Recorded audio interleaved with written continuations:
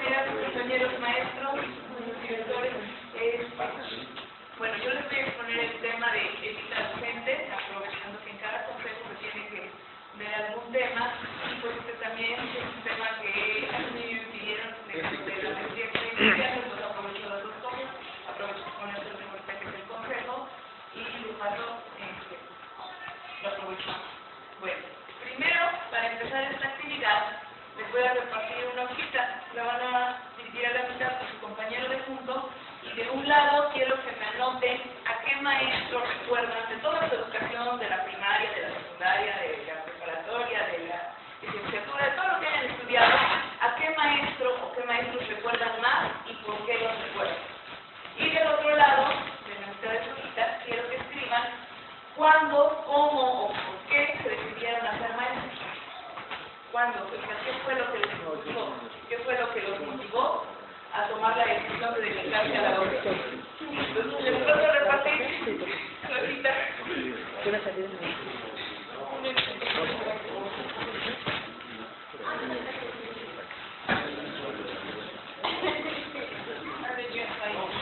La mitad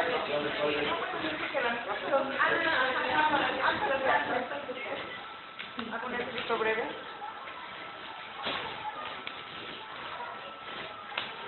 Ahí se alcanza.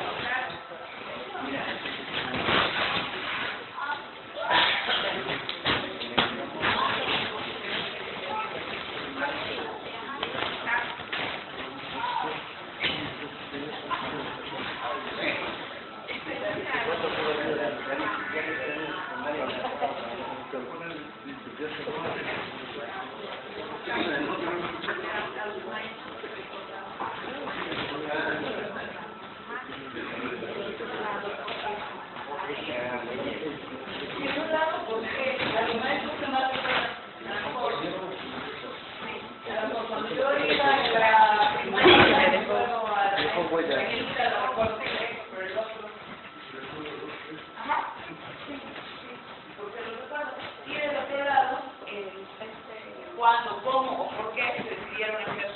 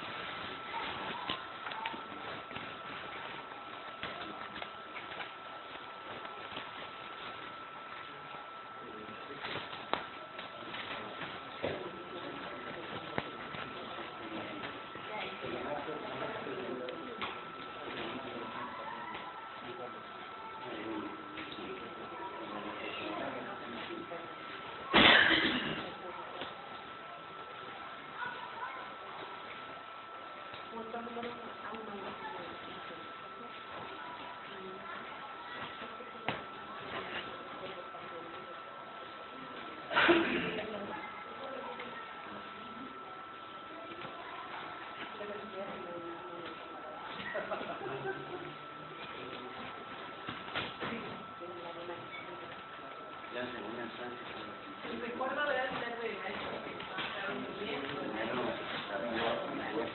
Bien,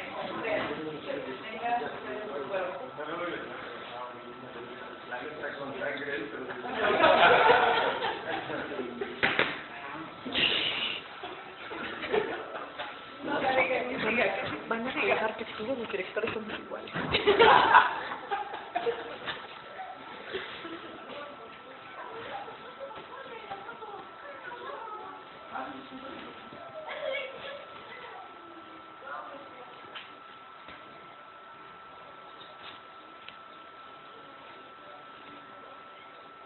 Todo no está bien.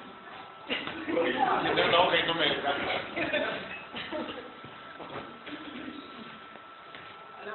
Me va a poner que por vocación, ¿no? Hasta para hacer una novela. Andy, el trotador de los cerros.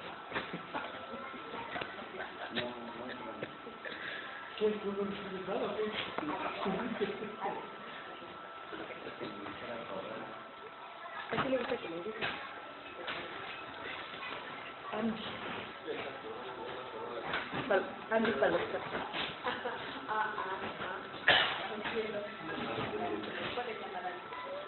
Me gusta que le digan Toño.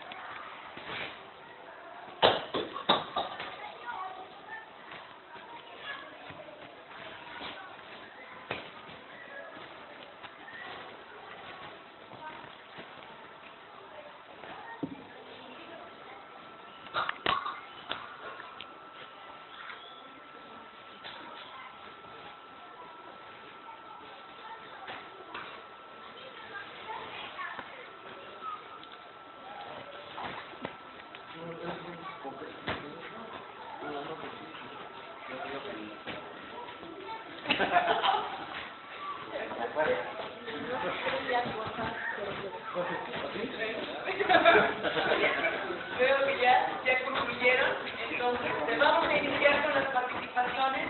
En este momento solo vamos a participar en la primera parte de la hoja, donde me van a decir el recuerdo de los maestros, de los principales maestros que pasaron, los que los recuerdan.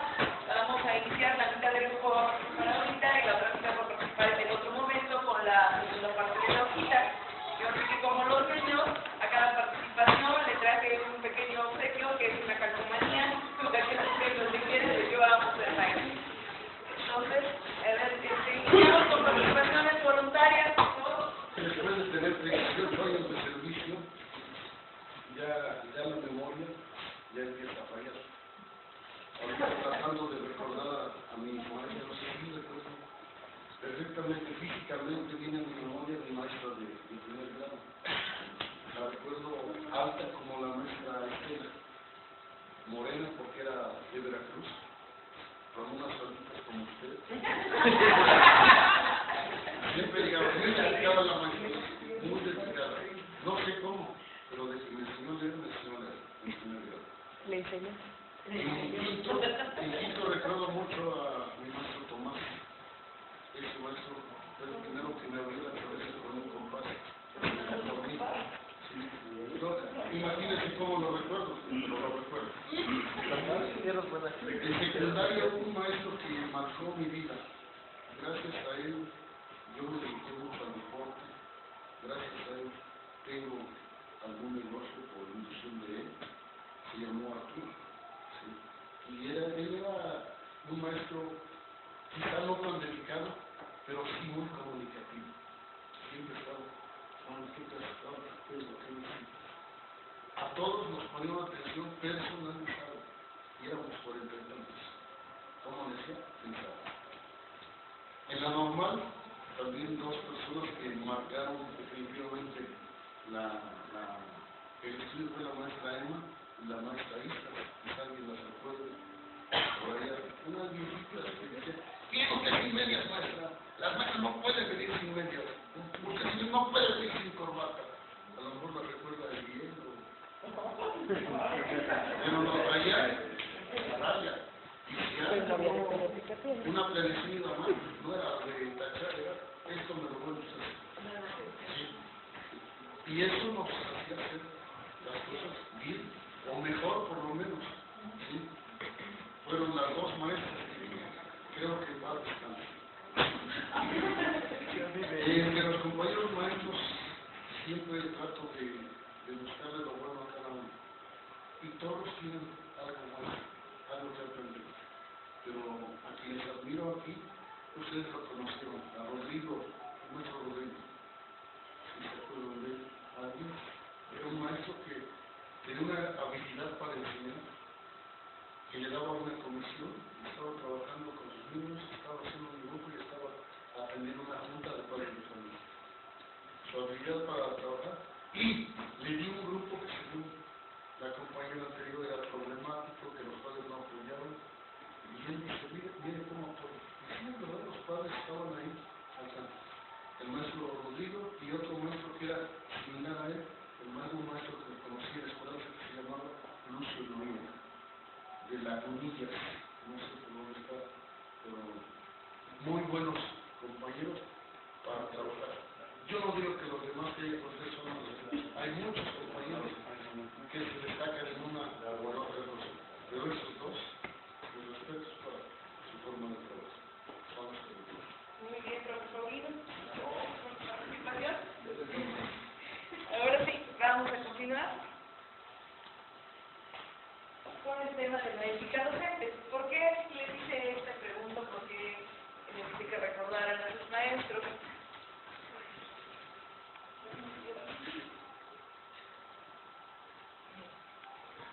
El tema de la ética en el contexto educativo, la autora Roca Carrera en 2012 nos dice que el docente trasciende más por actitud, valores y empatía con el alumno que por los contenidos curriculares que haya impartido. Es precisamente lo que ustedes nos referían, ¿no? Un maestro que se preocupaba por cada uno, aunque fueran muchos. Un maestro que los enseñó a leer, que les llevó de la mano, ¿no?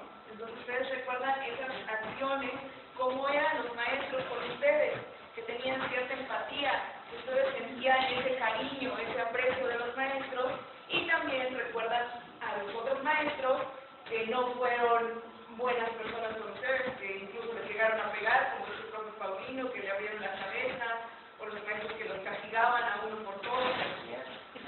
Entonces, es más la empatía que uno siente por el maestro y el alumno, por el maestro por el alumno, que por los contenidos curriculares que les haya dado. Yo también recuerdo a dos maestros, en especial en la secundaria, al maestro Roberto Vargas Priego, que era mi maestro de dibujo, y siempre como que nos apoyaba, nos daba consejos, y nos quería mucho. Y en el bachiller recuerdo a una maestra que en realidad no era maestra, no era docente, era dentista, pero era la directora del bachiller donde yo iba, y ella siempre se preocupaba mucho por mí. Como en esa etapa yo estaba con una bebé recién nacida, con mi hija, entonces ella siempre se preocupaba por mí, me daba consejos, me decía cómo estás, cómo te sientes, y eso es lo que yo recuerdo más de la doctora Gloria.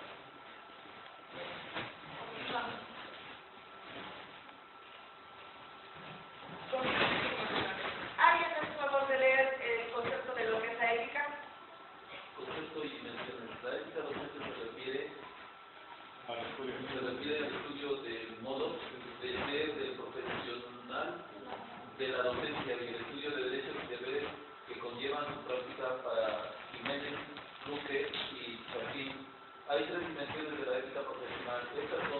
dimensión organizacional e institucional, la dimensión individual y la dimensión colectiva o intergrupal.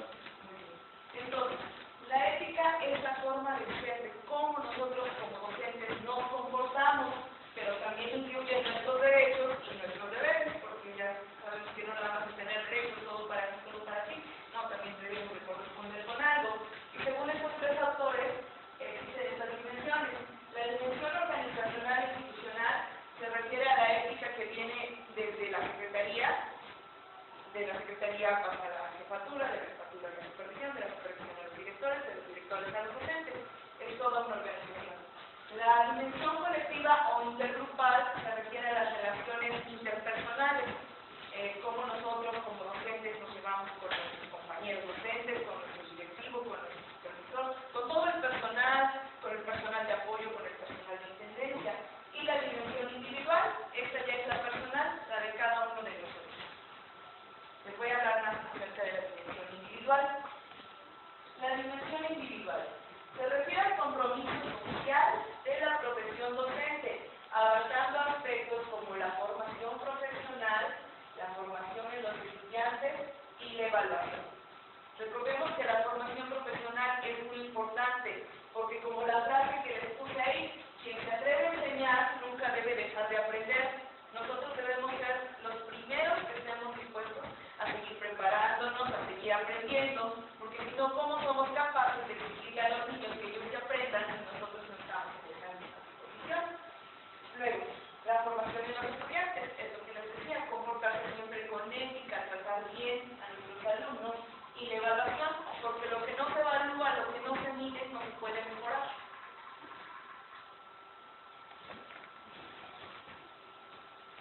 La dimensión afectiva.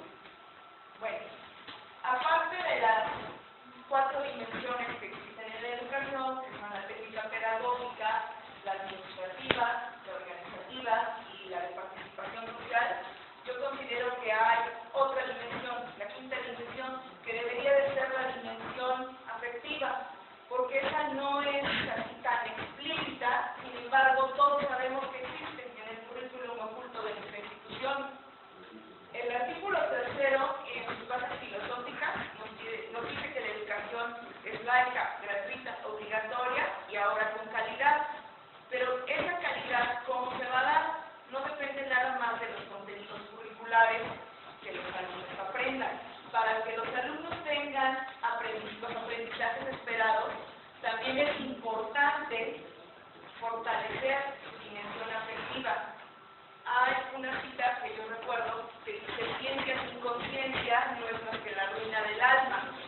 ¿Por qué? Porque si el alumno se siente querido, apreciado, motivado, siente que le interesa, que le importa a su maestro, va a ser un alumno. Bueno, continuamos con el papel del directivo. Todos ustedes como directores, ustedes siempre quieren lo mejor para su escuela, siempre quieren que su escuela sobresalga, que su escuela tenga buenos resultados. Sin embargo, a veces sin darnos cuenta, tomamos algún papel que no sea el adecuado. Por ejemplo, dice, algunas veces la dirección es vista como una gerencia, esto en aras de la calidad.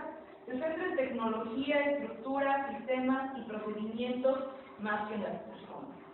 Una verdadera gestión directiva debe concebirse como la acción planeada para poner en práctica las decisiones acertadas para dar respuestas a los tipos de problemas, tipos de exigencias y el nivel de organización que las personas necesitan para cubrir sus necesidades.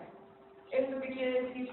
Que ustedes como directores saben que quieren la calidad para su escuela, pero no por eso deben de pasar por encima de los seres humanos, de su personal docente. Siempre es necesario considerarlos como tal, como nuestros compañeros, como seres humanos, que también tienen necesidades, que también tienen intereses.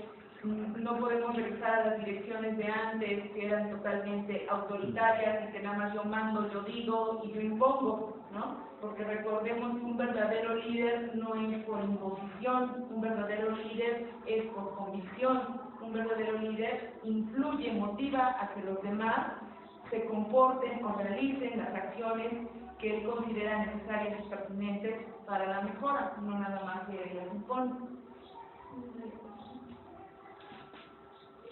La desvalorización.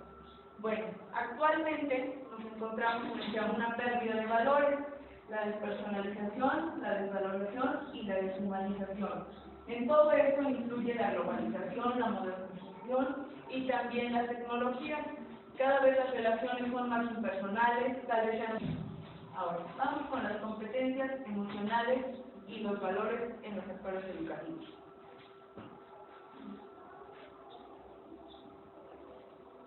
A ver, ¿alguien me hace favor de leer? Educación emocional. Izquierda Luz.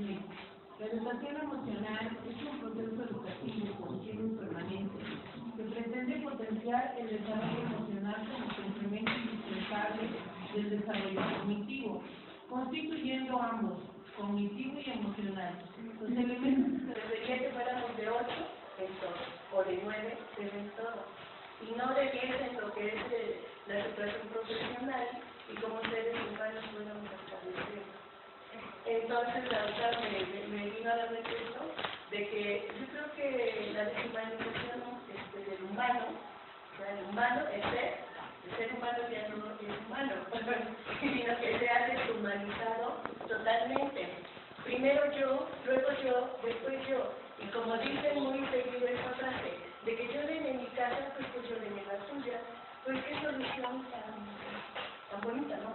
Entonces sí considero que lo que debemos reforzar entre todos, adultos, jóvenes y niños, son los valores, porque eso es lo más importante entre nosotros. Los valores es básico para que haya una buena convivencia entre los humanos. Aquí nos atropellamos, nos malvemos y nos reímos. Por un lado damos una cara y por otro lado señalando la vida.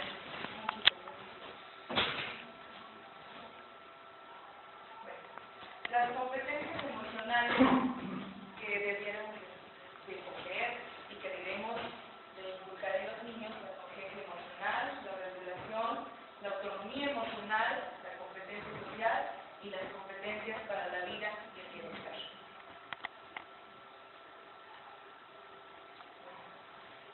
Ahora, para tener estas competencias emocionales necesitamos la alfabetización emocional.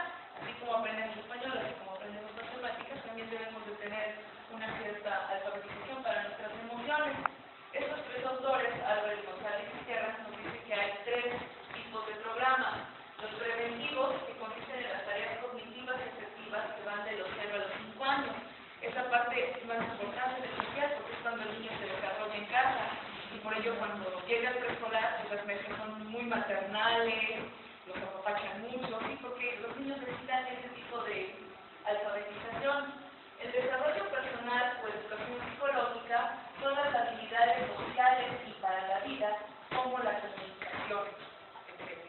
Bueno, esas son algunas de las que nosotros debemos inculcar a nuestros alumnos, porque en casa pues no siempre se las inculcan.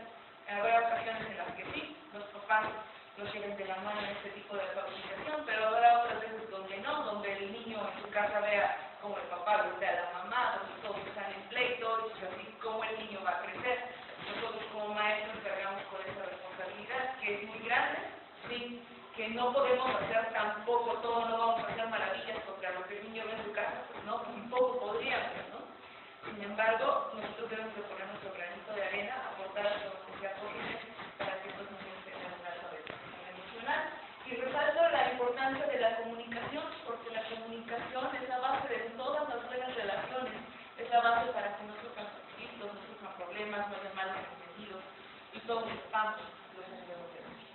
La educación emocional es la intervención psicopedagógica a lo largo de la escolaridad, cuando a veces el niño ya se encuentra con problemas y ya es necesario que entre, por ejemplo, en este caso un USAER, un psicólogo o alguien especializado. Bueno, de los valores humanos. Los tipos de valores son los personales, los familiares, los culturales, los materiales y los espirituales. Cada quien posee distintos valores.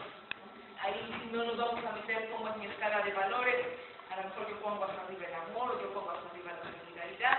Cada quien depende de su educación, a su contexto, a su cultura, tiene su propia escala de valores y todas son muy válidas, todas son buenas dentro de lo que cabe, que debemos educar a los niños en esta cultura de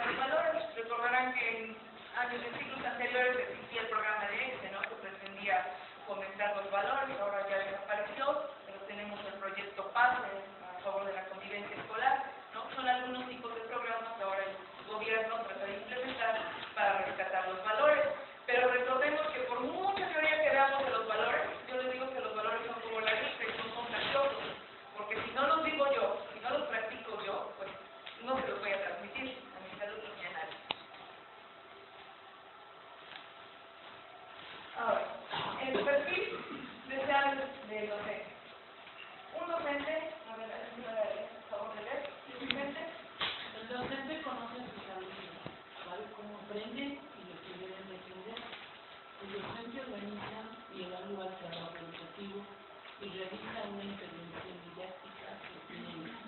El docente se reconoce como profesional que mejora constantemente para apoyar a sus alumnos en sus aprendizajes.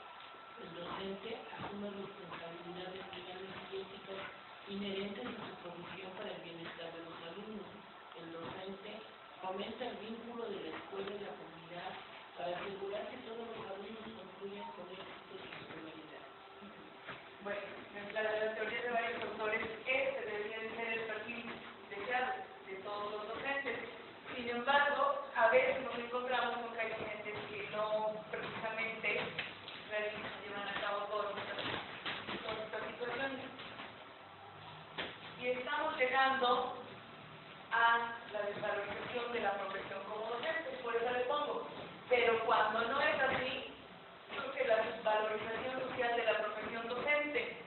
Por ejemplo, a mí, cómo me molesta cuando escucho de alguna persona que dice, es que estudió esto y esto más, pero pues como no le quedó de otra, pues aunque sea de maestro, ¿no?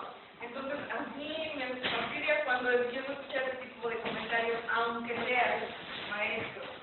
No valoran realmente nuestra profesión. Nuestra profesión también es importante. Y aquí recordaré yo un autor, se me fue el nombre, ¿cómo se llama este autor? Bueno, que lo vi en una conferencia donde nos dice que como aquí en América Latina, si un joven le dice a su papá, me voy a dedicar a la docencia, ay no hijo, pues que no estás viendo en las noticias cómo está ahorita lo de las reformas, no estás viendo lo de los exámenes, no estás viendo que ya no es un empleo seguro, no, ¿para qué te vas a dedicar a la docencia? Mejor dedícate a otra cosa, mejor sé ingeniero, doctor, abogado, cualquier cosa, pero no seas maestro.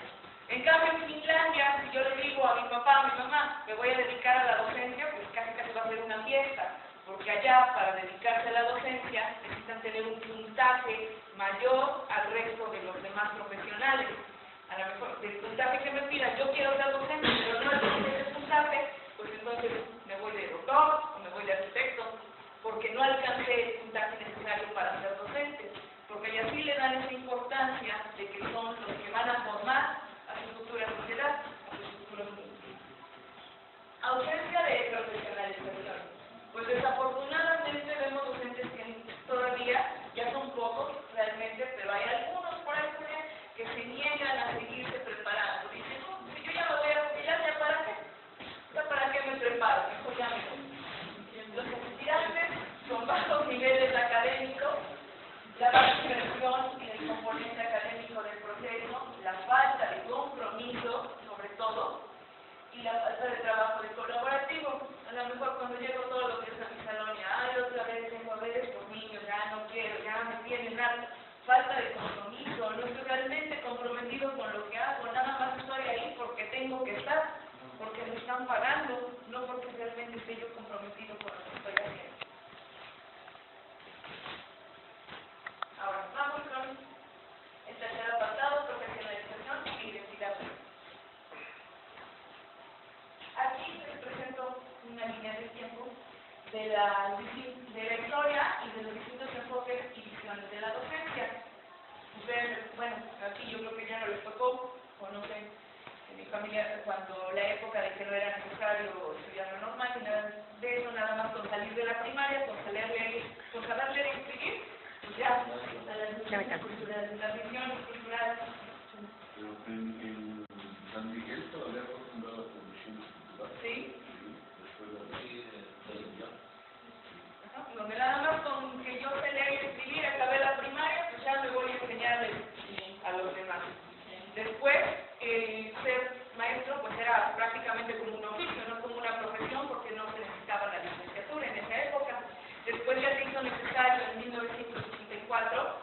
bachiller para poder ingresar a la normal. Y ya tenemos así otras fechas, por ejemplo, en 1993, cuando surge carrera magisterial, y en 1995, cuando las adyacentes suscriben el Programa Nacional de Actualización Permanente, de ahí están los cursos y talleres de actualización, y finalmente en el 2008 la alianza por la calidad de la educación, que es la etapa que nos está tocando vivir. Ahora, las competencias docentes. ¿Alguien se va a favor de hablar? Según Castillo 2010, hay 7 competencias para un buen docente. 1. Competencias en la disciplina. 2. Competencias en la organización de contenidos. 3. Competencias relacionadas con la validad del aprendizaje.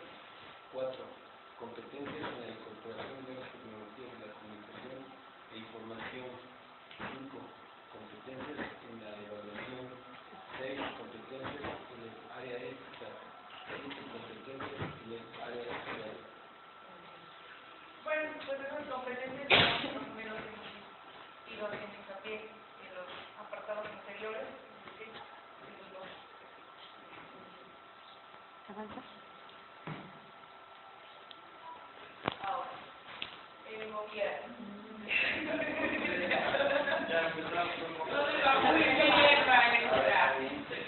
Los componentes actuales que el gobierno los está dando para la Antes no educación. decía lo mismo. Me decía tan guapo.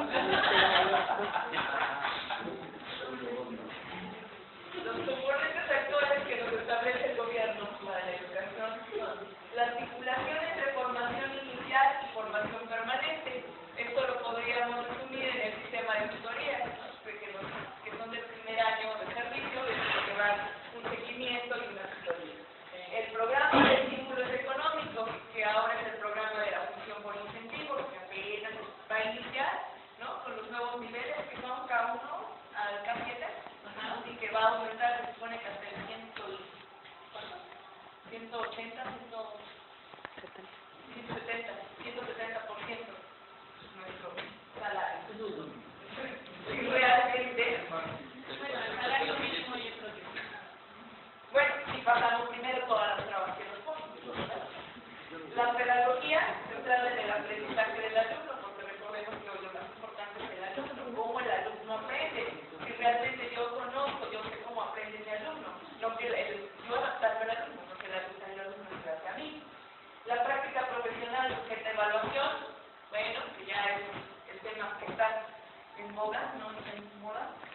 Yo precisamente fui evaluada en julio, y ahorita fui evaluada hace 15 días, que el tema sí lo conozco muy bien. El ingreso a la docencia mediante concursos de oposición, que bueno, en su caso creo que ya casi nadie le tocó, bueno, a lo mejor, casi me tocó, también ustedes, a mí también, yo entré aquí a la docencia por concurso de oposición. El dominio de los nuevos enfoques curriculares, o sea, los planes y los programas, y los periodos de prueba para la certificación. Pues, por ejemplo, saben que los que ahorita ascendieron a directivos, no sé si ustedes nacieron ahí, también aprueba por 2 años. Igual yo, ahorita pues aprueba por 2 años, y después no paso el examen, no pasamos el examen, me regresan a fecha, ¿no? Eso empezó desde la Cámara de Tecnología, la TIC, cuando se certificaron los docentes a nivel internacional. Desde ahí empezó ese periodo de prueba. Ahora, hay varias emisiones que afectan nuestra identidad docente, ¿no? Porque ahorita ya muchos dicen cuando ven evaluación, ¿para qué me dediqué a esto de la docencia? O ver las reformas, no, ya estoy metida en esto, no, ya ni modo, ya que ya, ¿no? Entonces estamos perdiendo esa identidad como docentes.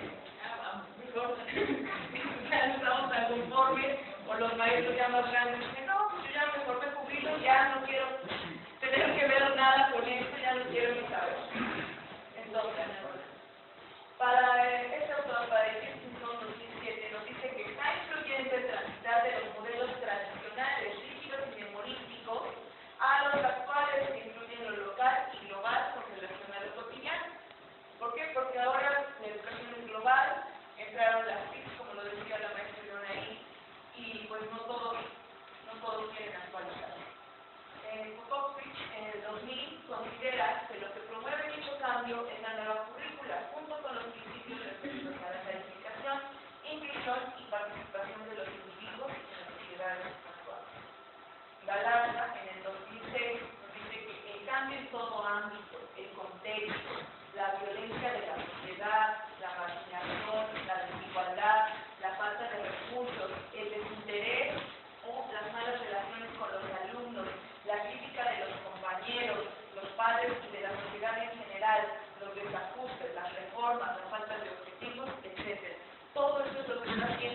perdamos nuestra identidad como docentes, ¿no?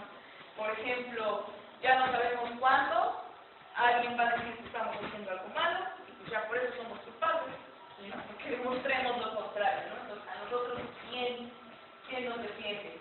Las reformas, ciertamente era necesaria una reforma, pero como el texto que mandó, no recuerdo quién, en el grupo de WhatsApp, que decía de las evaluaciones, no recuerdo quién mandó un texto que estaba en el grupo de WhatsApp, que decía de las evaluaciones, ciertamente era necesaria la reforma, tal vez no como está siendo llevada a cabo, ¿no? Una evaluación de 8 horas, pues no es ni siquiera algo pedagógico.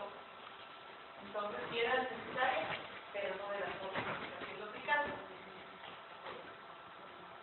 Ahora, la pérdida de la identidad docente, para decir que es más, se agrupa principalmente en 3 tipos de problemas que son los que nos están haciendo perder la identidad. Los límites en el efecto de la enseñanza-aprendizaje a los alumnos, ¿no? Cuando el maestro ya no tiene control, cuando los alumnos, pues, ni caso le hacen, parece que el maestro está limitado, y uno ya no tiene ni siquiera el poder de llamarles la atención, porque no vaya a venir el papá o la mamá, y ya nos estén acusando de que lo estamos maltratando, ¿no? De que lo vamos a traumar al chico. A eso me refiero. Las relaciones con directivos, compañeros y padres de familia. También es muy importante el cómo nosotros nos sentimos en relación con nuestros compañeros. Que a lo mejor no seamos los grandes amigos del alma, pero sí tengamos una buena relación con ellos, porque eso se ve reflejado en los alumnos. Y la política educativa, lo que ya decíamos de las reformas. Ahora, ¿qué debemos hacer? A ver, ustedes propongan, ¿qué debemos de hacer para no perder nuestra identidad como docentes? ¿Alguien quiere participar? Primero es prepararnos. Segundo, no olvidar la humanidad de los compañeros. Entender, jamás olvidar que primero somos docentes para llegar aquí. Jamás olvidar que tenemos un contacto directo con los padres, con los alumnos. Y en segundo lugar, seguimos actualizando y compartir a la práctica lo que sabemos. Porque no debemos de temer a estas situaciones que están en proceso y que si bien hacía falta una renovación educativa, si bien hacía falta una modernización de acuerdo a las tecnologías, pero no de una manera antipedagógica como se está realizando de seguimiento social, de muchos seguimientos malos hacia los títulos malos.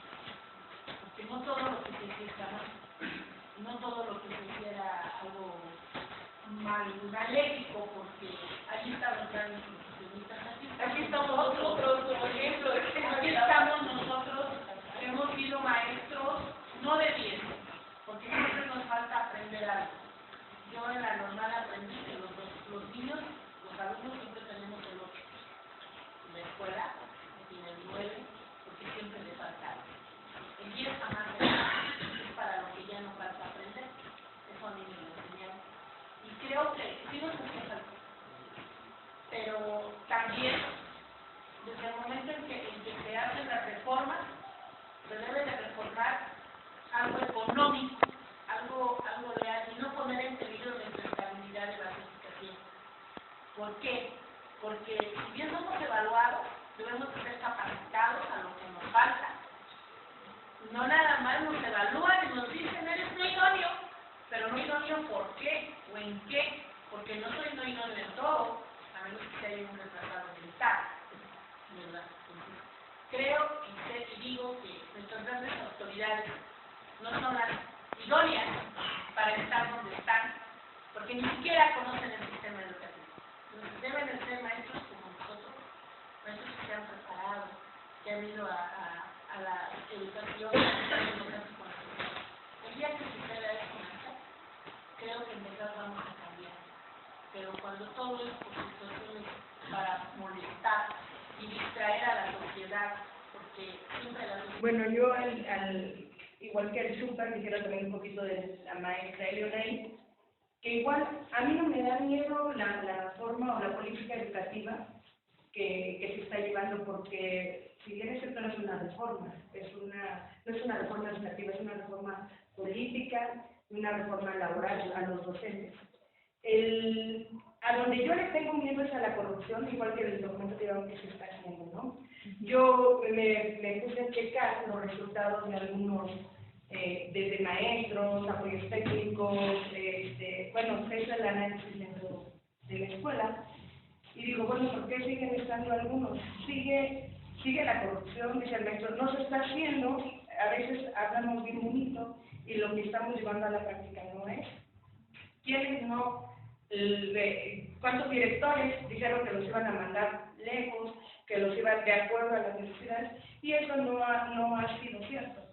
Siguen siendo los compadritos los que siguen acomodando, se siguen quedando. Entonces, es una cosa la que se dice y otra cosa la que se hace, ¿no? Entonces, yo también igual no tengo miedo a la reforma, no tengo miedo a ser evaluada, pero sí a los procesos que se están llevando. Y lo que debemos hacer, como dice usted, pues es seguirnos preparando, seguir haciendo lo que nos toca a cada uno de la forma en que creemos que es la correcta, ¿no? La pregunta que se hizo, ¿qué debemos hacer? Lo que está a nuestro alcance, básico, comportarse como un maestro, que no lo hacemos, que si estamos desvalorizados o mal, es porque nosotros lo hemos hecho. ¿Cuánto maestro no llegó borracho? ¿Cuánto maestro faltó? ¿Cuánto maestro estuvo dando un mal ejemplo? Y no decían fue fulanito, sutanito, son los maestros. No se han puesto la maestra, pues son las maestras. Eso es lo que debemos hacer, lo que está a nuestro alcance. Eso sí lo puedo hacer. Al gobierno no lo voy a cambiar. La corrupción no la voy a cambiar. Líder tampoco voy a hacer porque cuando lo intenté me dejaron solo. Quiere decir que no soy líder. ¿Sí? Luego entonces, lo que sí puedo hacer es comportarme como maestro, con todos los valores, y predicar con el ejemplo. No puedo decir, no roben, y yo ando robando por allá. La losa está muy pesada para decir que soy maestro. Yo tengo cuidado donde digo que soy maestro, porque somos el foco de la sociedad. Es maestra, no se sabe cuidar ni los zapatos. Ya viste cómo come y es maestra. No. Todo eso debemos de cuidar. No podemos hablar, se nos traba la lengua. ¿Por qué? Porque no leemos, porque no estudiamos, porque no nos preparamos. Eso sí lo podemos hacer. Entonces vamos a hacer lo que está al alcance de nuestras manos, no lo que está ahí afuera que no puedo cambiar. Sí, gracias. Funcionamiento y ejecución de las competencias. La palabra competencia lo está diciendo, competir. ¿Hacia dónde nos ha llevado? Nos ha llevado a crear un ser humano que esté conviviendo con otro, incluso rebasando a veces los valores, olvidándose de los valores, porque dicen primero yo, luego yo, y luego yo. Entonces, ese es el grave problema. Decía, ninguno debe pedir lo que no sabe. Y es cierto. Lamentablemente, en el año 1988, me tocó ver a una persona que solicitaba ser diputado federal y fue y sin saberlo. No sabía ni. Era cierto. Si me refiero, no puedo decir nombres, porque sería una falta de respeto a esa persona, pero fue diputado. Yo le mostré un documento y le dije, usted ahí dice qué estoy pidiendo para la institución, y lo tenía de cabeza. Y le digo, lea, no, pues digamos usted maestro, ahí dice, lea. Y me dice el secretario, se me acerca y dice, ¿sabes qué? Es que no sabes. No me dice. Por eso está peor. ¿Cómo llegar a una legislación así? Una legislación. O sea, es algo terrible. ¿Cómo es posible? Y decía bien el maestro Andrés ahorita, que nosotros debemos ser parte de esa transformación. ¿Qué estamos haciendo? ¿Qué debemos hacer con estas generaciones que tenemos en la mano? Para concluir, bueno, la relación del docente y del directivo consigo mismo y con los demás sectores educativos para realmente independientemente de sus señales como docentes o ética profesional, bueno, pues ya ustedes mismos hicieron las propuestas, debemos de tomar en cuenta, todos somos un equipo, en nuestras escuelas, ¿no? Los alumnos, los padres de familia, el personal de apoyo, de intendencia, el directivo, todos somos un equipo, todos estamos en el mismo barco, y si algo falla, el barco se hunde y nos vamos todos. Por eso digo, todos somos un equipo. La comunicación, que es una parte esencial, con mayúsculas, una parte muy importante en toda organización, y no nada más que en la docencia, incluso como personas en nuestra familia. La comunicación, si no estamos bien comunicados, si no sabemos lo que los demás quieren, necesitan, si no sabemos lo que pretenden, a lo mejor lo podemos malinterpretar, y ahí es donde empiezan a surgir los conflictos, los problemas. La humanización. Todos somos seres humanos, ante todo, debemos de tener conciencia por los demás, por nuestro personal docente, de nuestros alumnos también. Y la convivencia escolar sana y pacífica, no nada más de los niños, como dice el padre, sino la convivencia escolar sana y pacífica de todos los actores educativos. Bueno, con eso quiero finalizar la exposición. Les doy gracias por haberme escuchado, por haber participado y estar aquí.